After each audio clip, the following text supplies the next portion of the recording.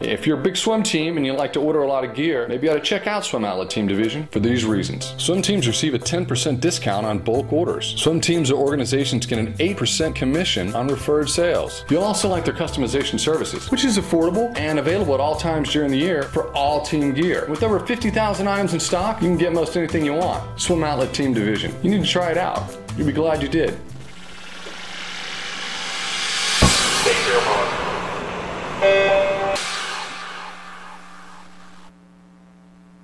This is the Morning Swim Show for Tuesday, October 16th, 2012. I'm your host, Jeff Cummings. In the Finis Monitor today is Bruce Marchionda, the head coach of the men's and women's teams at Western Kentucky University. He's starting his 8th season coaching the Hilltoppers after a great summer, helping Claire Donahue earn a spot on the Olympic team and in the Olympic final of the 100 butterfly. And he's continuing a great year, having been named an assistant coach for the short course world championship team. Bruce joins us now in the Finis Monitor from Bowling Green, Kentucky. Coach, good to see you. How are you today? Doing fine. Thank you for having me this morning. Well, good to have you. Congrats on a great 2012 so far. I would imagine this far exceeds all expectations you had. Oh, absolutely. It's just been a whirlwind ever since the Olympic trials, and just to be part of the excitement and helping somebody reach their goals, makes it all worth all the hours that you put in. Well, I want to start Olympic trials and go chronologically from there. How much did you allow yourself to believe that Claire could actually make the Olympic team in the 100 fly after she made the final? We started to really believe that she could make the team out at Stanford at U.S. Nationals a year before, when she placed second at the U.S. Nationals and made it to the Pan American Games. And at that point, we felt like, okay, this is a realistic goal, and we really sat down and tried to make sure that we did everything possible for her to be successful on that day. Well, that's a pretty long time to start setting someone up for the possibility of it. How do you keep your emotions, Claire's emotions down while you're going through training, while at the whole time thinking I could possibly get on the Olympic team? Well, we tried to put together just an excellent support staff for her, and we were able to do that. I mean, John Stefanski is our strength trainer here at Western Kentucky and been with the program for 6 years now. So very consistent. He understands the world of swimming, and he was an instrumental part of that. And then Betsy Schoenfeld, sports psychologist here on campus, worked with Claire once a week for 10 months. Just in preparation for walking out at that final at the Olympic trials. Plus, my kind of coaching philosophy is one of education. And we just tried to have Claire understand as much about her training as possible, so, she would be more motivated to do it correctly. Now, this idea of sports psychology is something I've been hearing a lot from people that I've interviewed in the past few weeks. When did you start embracing the idea of using a sports psychologist to help your athletes? Well, actually, probably ever since I started coaching at prep school 25 years ago. I hate to say that, but 25 years ago, people like Keith Bell are out writing books, and we always used to use a lot of his stuff. Alan Goldberg from up in the New England area, and borrowed a lot of things from him even at that early stages, and it's always something I've believed in. And as we knew we had a realistic chance of making the Olympic team, I just wanted to make sure that we had no regrets when we were finished, and that was one of the things that we felt like we can do a little bit better for her and really try to beef that program up. So knowing that you had been kind of building up to that moment in the Olympic trials final, what was your reaction when she got second place? Well, it was interesting because we were pretty much right on the sight line, about the 15-meter mark out, and she actually started pulling away from people the last 15 meters, which is a little uncharacteristic of Claire, because she goes out so fast and so aggressive, and she hit the wall, and we kind of looked up, and once we saw the number 2, I think it was just pandemonium. Brian Thomas, one of my assistant coaches, were there, and I really don't remember the next 15 minutes. We were running around trying to find her parents and trying to find other people that were there with us. I think I had 47 text messages within 1 minute after she finished that race. And then once it settled in, we kind of caught our breath, and then kind of got to her down at the ready area, and just really kind of celebrated for a while, and then kind of readjusted our goals going into the Olympics. Now, were you able to keep working with Claire in those weeks between trials and the Olympics? Yes, I was very fortunate because I was able to go to Knoxville for the week that the training camp was in Knoxville with all the Olympic team, and got a chance to work with her and really sit down with Todd, Missy's coach, who was kind of her prime coach when I wasn't there, and just really sit down and organized her plan, and he was very, very good about making sure she was getting what she needed. And of course, I didn't go to France, but then hooked back up with her in London. I was fortunate enough to get a personal coaching pass from USA Swimming, and we were able to work with Claire during the kind of week before her events and during her events. And so it was great just having that consistency, I think, for her. What was it like for you to be able to be on deck and experience that whole rush of being at the Olympics? It was interesting because a lot of people ask me that, and when we're at the meet, you're in the warm-up pool and you're running back and forth and trying to take care of everybody, and it's almost like another meet. But then all of a sudden you go home at the end of the night, you sit down and you turn the TV on and you're watching the Olympic Games, and it's just like, oh my gosh, this is just unbelievable being here and being part of it. And just for her to see somebody reach their goals like that, it just makes all the hours that we put in as coaching worth it.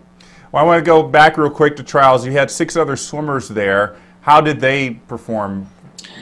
We had total 7, including Claire. 6 of the 7 went lifetime bests. So obviously we were very excited about that. And we had one of our freshmen at the time, now sophomore this year, we just started, Hannah Runyon-Hass, did a phenomenal job in both the 2 and the 400 IM. And it was funny because after Hannah's IMs, I asked her, do you know what Claire placed in the 100 fly in 2008? And she said, around 31st. And I said, yes. I said, what did you just place? And she says, 32nd. So I said, well, there we go. 4 years from now, let's do the same thing. Really amazing. So you're back from London now. How easy was it for you to transition from all of that excitement to coming back and being a college coach? Well, I mean, it's what we do. So I think it was a very easy transition, being grounded, knowing that we have a lot of more work to do here, and it's going to be a very exciting time for our program and for recruiting. And so we try to hit the ground running, as soon as we got back from London. Well, talk about that. That's really amazing that you told me earlier you had 21 recruits come to your campus in 2 weeks. That's a lot for any school. I mean, it doesn't matter, Division I, Division III, whatever. I would imagine this has a little bit to do with the success that Claire had in London. Oh, absolutely. In years past, we would make a call and I would identify myself, and probably 8 of the 10 swimmers really knew nothing about Western Kentucky. They may have heard the name. Some of them didn't hear the name, didn't even know whether if we were Division I or II. And now, of course, we call and, oh yeah, Western Kentucky, Claire Donahue. And it's just a different feeling when you're able to make those calls. And it has opened some doors that perhaps were not open before, because our message to everybody, which I think Claire sent very clearly, is you can reach your goals at Western Kentucky regardless of how high they are. Yeah, it's a good philosophy. So how does this season look for the men and women there?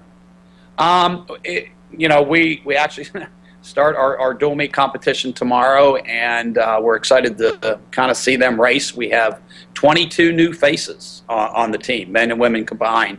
And so a third of our team is new this year. We got a few transfers in.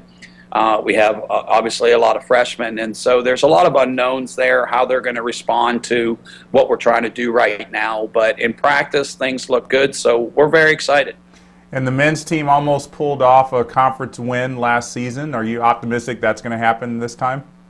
Well, this year is going to be interesting because our men have moved to Conference USA. And so we're very excited about that move for them. And yes, our goal is to go in there and win the conference championships. And I think we do have the talent to be able to do that. A lot of things will have to fall into place. But I think we'll have a legitimate shot of perhaps winning both conference championships this year, which obviously is our goal. Well, before that, you've got your next assignment for USA Swimming. You're going to be assistant coach for the Short Course World Championship team. What's the process for getting something like that? Well, I think it's kind of a stepping stone process, putting kids onto the national team, getting a chance to work with them and, kind of network with other coaches. It was great to meet a lot of the other coaches and really get to know them at the training camp in Knoxville for the Olympic team and spending time in London. So you get to know them and kind of get your foot in the door and let them know that, you're very interested in doing something like this. And Frank Bush was, kind enough to give me an opportunity here to work with the World Championship team, and I'm very excited about that. Yeah, and you'll be going over there with Claire, who I'm sure is just as excited to be kind of feeding off her Olympic high, too. Exactly. I told her when I got the phone call from Frank, and I think she tweeted it within 2 minutes, and and I was getting calls from people. So she's very excited, and she's just a great person to work with.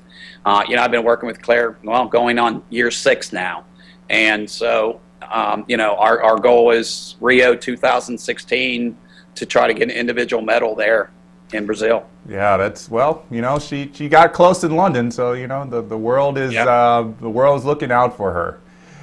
Yeah. We know when swimmers go on international trips, they want to swim faster and win medals. But when you go over to Turkey, what do you hope to gain from the experience? I think the more international experience you get, the more prepared you will be to handle the bigger competitions and be more relaxed. That's why I was so excited about Claire making the Pan American team, to get that village experience, to get that international experience. So once she went to the Olympics, she had that, Olympic village experience, and I think that really helped her.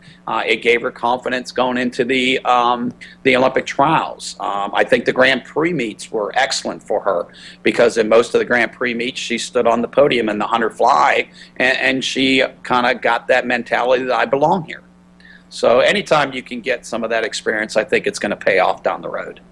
Well, it's great, Coach, to see all the benefits that are coming from this, not just for Claire and you, but for Western Kentucky as well. Congratulations on all that, and best of luck to you this season. Well, thank you very much, and we always follow your show, so we'll be looking forward to all the features you're going to do with all the great coaches. All right. Thanks a lot, Coach. Okay. Bye-bye. All right, so that's Bruce Marchionda joining us in the Finis Monitor today. And that's going to do it for the Morning Swim Show. As always, we invite you to join us on swimmingworld.com, on Facebook, or on Twitter to keep up with the latest news. I'm Jeff Cummings. Thanks for watching.